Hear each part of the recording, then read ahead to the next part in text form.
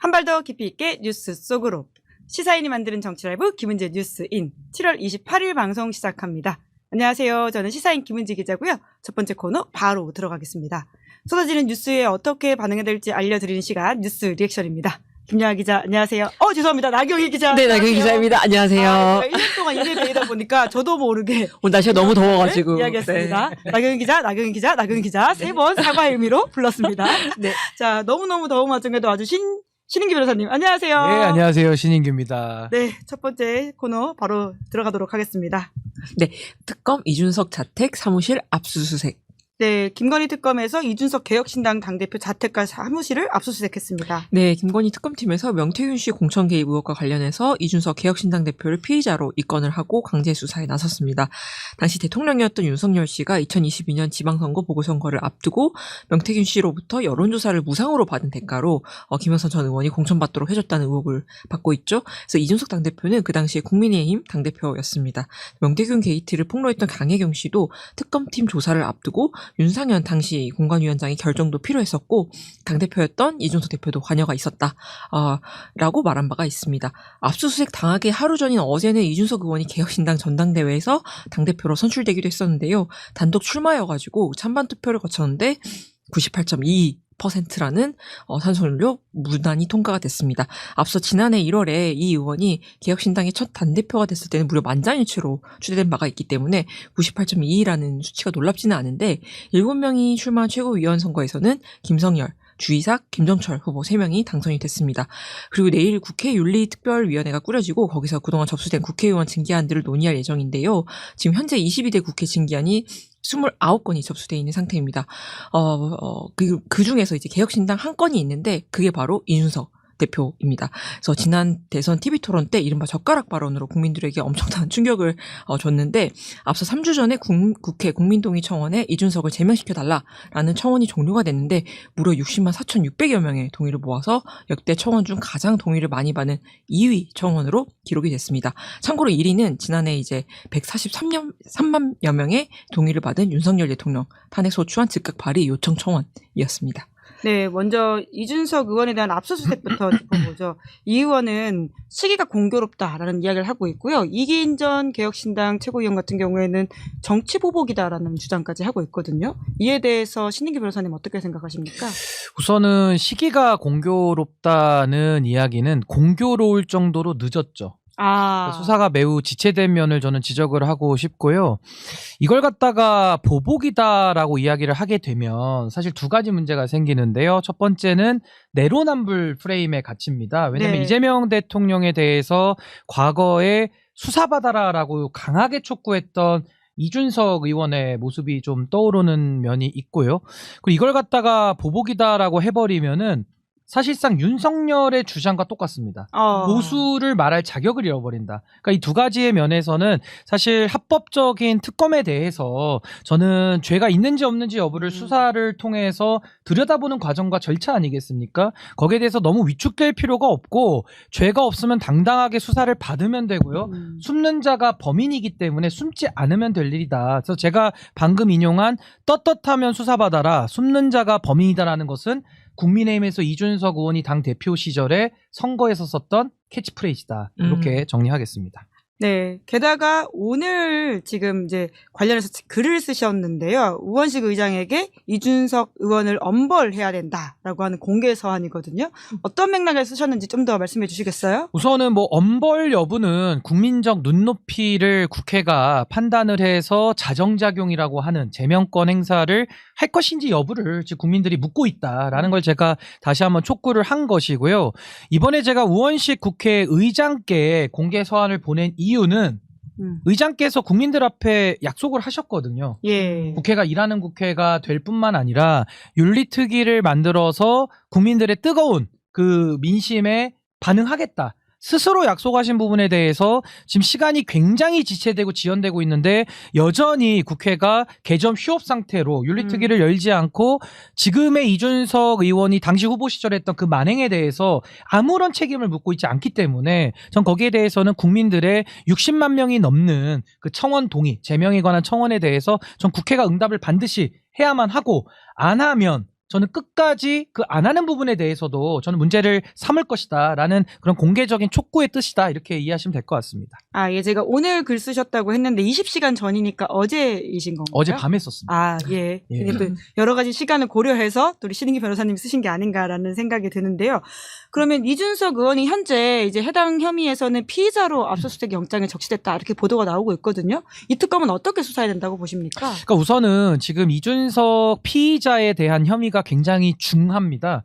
이게 지금 공천농단이라고 하는 그 정당을 사유화한 범죄거든요. 그래서 민주주의 파괴 중대 범죄 혐의이기 때문에 결국에는 명태균이라는 외곽에 있는 브로커가 자기가 김영선을 심기 위해서 당에서는 이준석을 이용하고 정부에서는 권력자인 윤석열, 김건희 부부를 등에 업은 사건이거든요. 근데 이 사안은 너무나도 심플한 게 결국 윤석열, 김건희의 육성이 나왔습니다. 그리고 당 안에서는 김영선 공천이라는 부당한 공천이 나왔거든요. 그렇다면 당시의 개선은 당대표 이준석 그리고 공관위원장 윤상현 그리고 지방선거도 지금 문제가 많이 될 걸로 보이기 때문에 당시에 정진석 위원장 예. 이렇게 세 명은 필수적으로 의사결정을 하고 실행을 했던 사람들이에요. 그리고 단적인 예가 시사인에서 보도한 걸로 제가 기억이 나는데 이준석 의원의 카톡에 나온 적이 있습니다. 그 카톡에 보면 공천농단이 있을 시점에 이준석 의원이 명태균 씨가 여론조작을 한 여론조사를 갖고 오니까 이렇게 얘기를 합니다.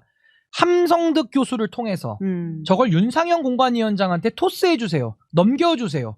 그러니까 이 얘기인즉슨 본인이 받아서 직접 주게 될 경우에는 이 여론 조작과 공천 농단이 드러날 것을 우려해서 네. 진흥범처럼 상당히 돌린 거거든요. 여론 조작의 내용을. 그래서 저는 이런 식의 물증까지 다 나온 상황에서 왜 김건희 특검이 이준석 의원에 대한 강제수사 하지 않느냐. 더 나아가서 정진석 의원에 대해서도 왜 하지 않느냐. 문제 삼아왔는데 이제 드디어 오늘에서야 저는 아주 공교롭게 전 특검이 아주 늦은 시기에 지금 수사에 착수했기 때문에 저는 가장 강력한 저는 법에 의한 심판, 엄단이 반드시 있어야 된다. 우리 민주주의를 지켜야 된다. 저 그렇게 생각합니다. 예, 댓글창에 디니84님이 이준석 예언자 신인규님이라고 하셨는데요. 혹시 미래가 보이십니까?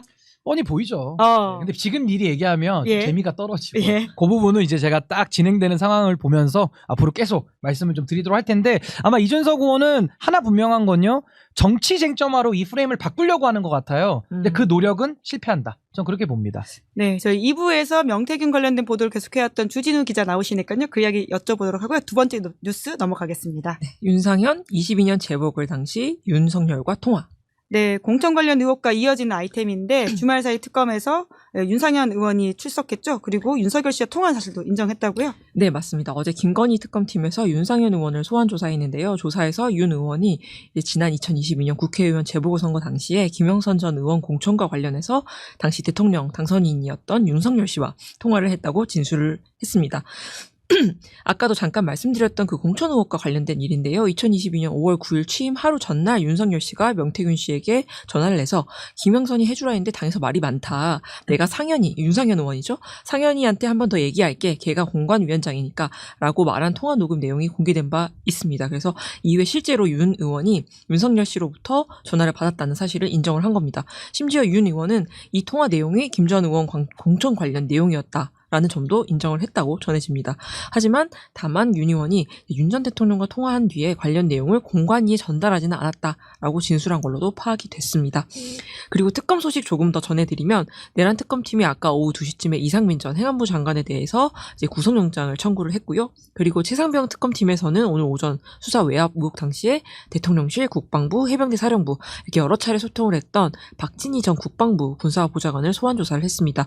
이분도 어디서 동문서답 라는 이제 코치를 받은 건지 취재진이 VIP 경로서를 묻는 기자들한테 이제 최상병이 명목을 빈다 뭐 이렇게 대답을 하고 2년 동안 기다린 시민들에게 한마디 해달라라고 했더니 갑자기 폭염 속에서 임무를 수행하는 국군 장병들이 자랑스럽다 뭐 이렇게 엉뚱한 대답을 하고는 건물 안으로 들어갔습니다.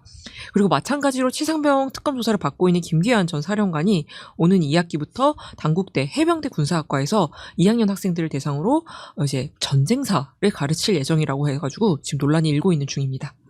네. 김태효 전 차장도 성균관대에서 수업을 한다라는 네. 소식을 알려준 바가 있는데요. 이게 겹쳐 보이긴 하네요.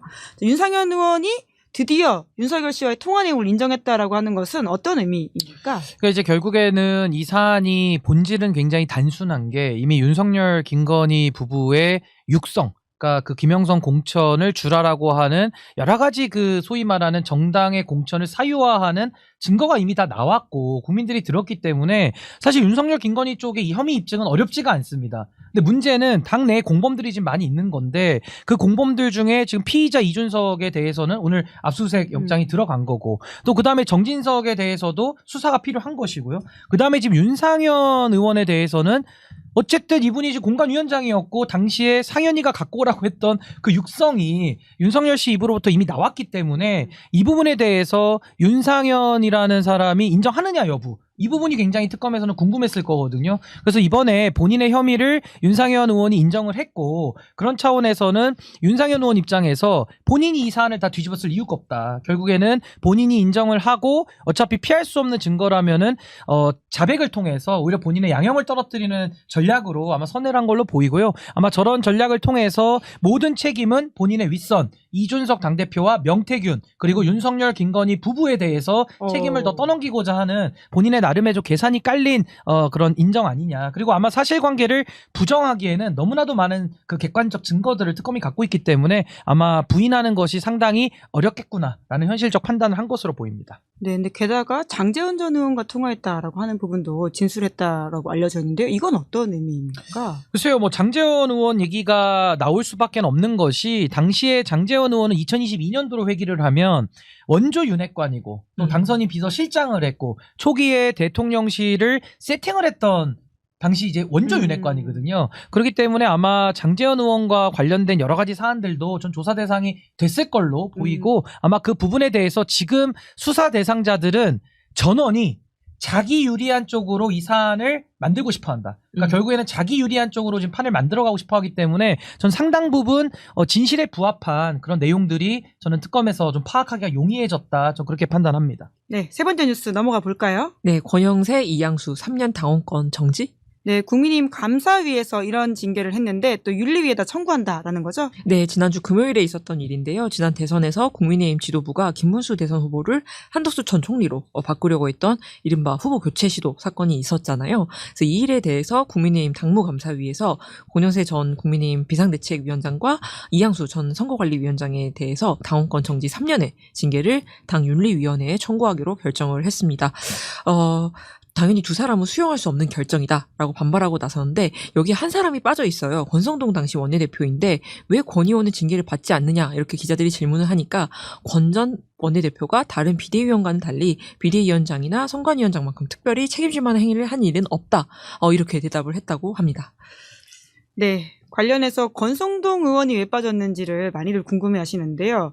어떻게 보십니까? 글쎄요, 저는 뭐 권성동 의원이라고 해서 지금 무슨 뭐 권력을 가지고 있다거나 당내에서 어떤 영향력을 행사한다고 저는 보기는 어렵기 때문에 권성동 의원에 대해서도 아마 당무감사위가 열어놓고 저는 조사는 했을 걸로는 봅니다. 근데 다만 이 후보 교체권과 관련돼서 우리가 바깥에서 쌍권이라고 정치 수사학적으로 묶는 거는 맞지만 예. 실질적으로 누군가를 징계하고 책임을 묻기 위해서는 그 내막을 좀 알아봐야 될 텐데 전 당무감사위가 내막을 들여다봤을 때는 아마 권영세 당시 비대위원장 그리고 이양수 사무총장이 주도해서 예. 아마 이런 일들을 벌린 걸로 결론을 낸 것 같고 이제 당무감사위의 결론에 대해서는 아마 이제 앞으로 윤리위를 통해서 또 후속 절차가 이어지니까요. 조금 그 결과 내용은 좀 기다려 봐야 될 것 같습니다. 네, 임금윤기 캔디님이 권성동 빠진 건 레알 마드리드의 호날두 빠진 거다 이렇게 지적을 해주고 계시는데요. 그럼 윤리위에서 이 내용 3년 그대로 정지라고 하는 게 사실 총선 출마까지도 막는 내용인데 그대로 통과될 거라고 보십니까? 근데 우선은 뭐 당원권 정지라는 게 출마 자체를 막는 건 아니고요. 그 당에서 공천받는 걸 막는 거기 때문에 물론 무소속 출마는 열려는 있으니까 뭐 출마 자체가 부정당하는 건 아닌데 이제 뭐 당원으로서는 이제 공천 신청도 하지 못하는 예. 그런 불이익이 남아 있는 거고요. 결국에는 이제 국민의힘에서 한덕수로의 후보 교체 시도 이 당권 쿠데타 사안 아니겠습니까? 여기에 대해서 당무감사위는 3년에 대한 당원권 정지를 이제 청구를 했지만 결국 윤리위는 권성동 체제, 그러니까 권영세 체제, 쌍권 체제에서 임명한 윤리위원장이기 때문에 저는 저 결론에 동의할지는 좀 미지수입니다. 그래서 아마 최종 윤리위의 결정까지는 조금 더 전 지켜봐야 됩니다만은 아마 지금 이 당무감사위의 결정과는 좀 정반대의 반대요? 결과가 나올 가능성도 꽤 반대? 열려 있다. 네, 저는 그럼 그렇게 봅니다. 감사위는 당원권 정지하라고 했는데 윤리위는 문제 없다.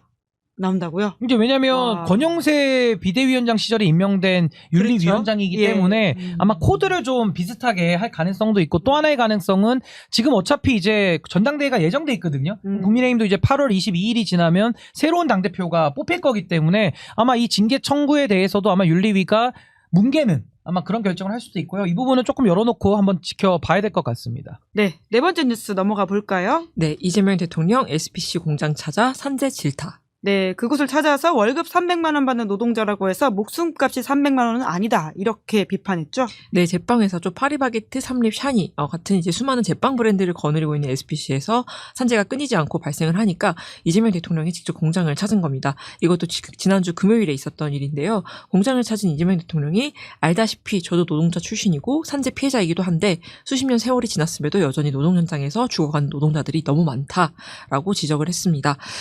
지난 5월 19일, 그러니까 대선 직전에도 이재명 대통령이 산재 사고를 맞아서 이제 시화 공장을 찾았었는데 그때도 이제 한 노동자가 기계에 끼어 숨지는 사고가 발생했었거든요. 그래서 당시 대선 후보였던 이재명 대통령이 이 사고에 대해서 또 이제 반복된 산재 사고의 구조적 원인을 명백히 규명해야 된다라고 입장을 내기도 했는데 이번에는 직접 공장을 찾은 겁니다.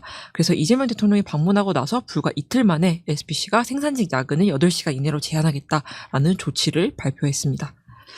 네, 이 장면들은 어떻게 보셨습니까? 우선은 이 산업재해라는 게 상당히 후진국이 보이는 양태인데 사실 대한민국은 경제 규모도 많이 성장했고 또 사회가 많이 발전되지 않았습니까? 그럼에도 불구하고 여전히 이 지금 산업재해로 고통받는 분들이 많다는 것은 좀 부끄러운 일이다라는 생각이 들고 중대범죄처벌법까지 제정을 해서 처벌을 강화하는 여러 가지 제도도 마련했습니다만은 더 중요한 거는 일이 벌어지고 나서 처리하는 거는 크게 의미는 없어요. 예. 사실은 산업재해를 미리 예방할 수 있고 미연에 방지할 수 있는 것이 훨씬 더 중요할 텐데 결국에는 이 생명 존중과 생명 우선에 대한 이런 여러 가지 철학이나 사상들이 얼마만큼 이 기업까지 밑바닥까지 그 뿌리 깊게 퍼져나갈 수 있는 것이냐 이 부분이 굉장히 중요할 텐데요. 거기에 대해서는 이재명 대통령이 소년공 출신의 대통령이기도 하고 또 김영훈 노동부 장관도 며칠 전까지만 해도 정말로 본인의 일터에서 실질적으로 노동자로 근무했던 분이 지금 노동부 장관이 됐기 때문에 앞으로 저는 이 지금 산업계에 대해서 정부가 주고 있는 사인은 전 명확하다. 그래서 저는 앞으로도 이런 처벌을 강조하는 것도 당연히 우리가 해야 되겠습니다만은 미연에 더 방지할 수 있고 예방할 수 있는 부분도 훨씬 더 우리가 더 신경을 써야 되지 않을까라는 생각이 듭니다. 네. 그러면 신인규의 원샷 원킬로 넘어가 볼까요? 신인규 변호사님의 날카로운 시선으로 이번 주 의미 있는 사진 한 장을 봐야 되는데요. 나경희 기자가 소개해 주시겠어요? 네, 심평 변호사가 인권 탄압받는 윤석열 미국이 개입해야 된다라고 말을 했습니다. 어떤 내용이죠? 네, 윤석열 씨의 법률 대리인이자 멘토로 알려져 있죠. 심평 변호사가 지난 금요일에 변호사 자격으로 윤 씨를 접견하고 왔다면서 자신의 페이스북에 장문의 글을 올렸는데 이 글에서 심 변호사는 윤 씨가 약 1.8평 남짓한 독방에 수감 중이고 방 안에는 골판지로 만든 받침대 하나만 있어서 그 위에 성경책을 올려놓고 읽다라고 호소를 했고요. 그러면서 미국을 비롯한 국제사회에서 이 무도하고 야만적인 조치들에 대해서 대응해 주기를 호소한다라고 주장을 했습니다. 네, 저희가 방금 윤석열 씨가 있는 독방 사진도 보여드리고 있는데요. 사실 오른쪽에 계신 분들에 비해서는 상대적으로 환경이 다를 것 같다라는 생각이 드는데 신 변호사님도 특히나 이렇게 특별접견도 가시고 해서 이 상황들을 좀 잘 아실 텐데 어떻게 이 주장 보십니까? 아니 저는 저 심평 변호사도 이제 헌법학 교수기도 하고 또 공교롭게도 제가 나온 로스쿨에서 이제 교수로 하셨기 때문에 뭐 저랑은 넓게는 사지지간일 수도 있겠는데 어떻게 이게 저랑 생각이 다를까라는 생각이 들고요. 저분이 이제 소위 말해서 이제 폴리페서라고 해서 여러 가지 정치적인 의견을 많이 내곤 하는데 그렇게 메신저로서의 신뢰가 있는 분 같지는 않습니다. 그래서 전 이 내용에 대해서 별로 다룰 가치가 있느냐라는 생각이 들기도 하면서 저렇게 말도 안 되는 내용들을 얘기하고 다니다 보니까 여기에 대해서는 사실관계는 올바르게 따져야 된다는 생각이 들어서 지금 윤석열 씨를 가둬놓은 게 생지옥이고 인권 탄압이다 이렇게 얘기를 하잖아요.